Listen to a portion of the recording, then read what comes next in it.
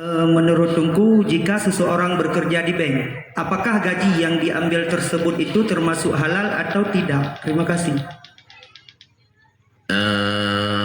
Orang kerja bak bank. Bak banknya le macam transaksi. Nah yang tugas utang bank, khusus bagiannya gonya. Nah yang tugas tulis bagian utangnya. Nah yang ladung bagian sapam. Nah tulis siapa yang memakai yang gerong. Pak bank sih, gaji pajak Pak bank sih, macam-macam transaksi. Nah, bila yang hidup gaji dari hasil riba, punya pasti, pasti gajinya dari hasil yang riba. Berarti dia sedang bekerja riba, gaji juga haram dimakan. Nah, tapi menyodok di menjampu sebab bak bengan hanya tentet transaksi riba mendung.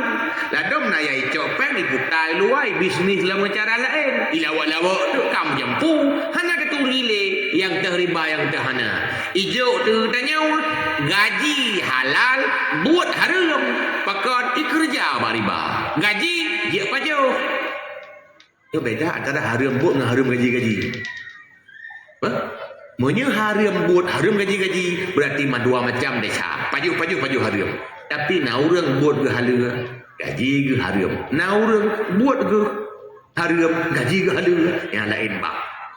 Tiga tu ulang. Menye bujampu menye. Tapi banknya hanya lupa ada yang tahu kan.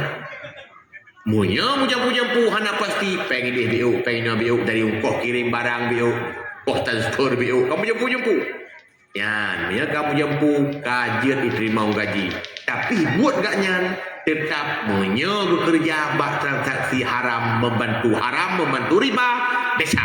Nya hana tawar menawar li. Gaji sagai rincian baru itim halia. Wallahu a'lam.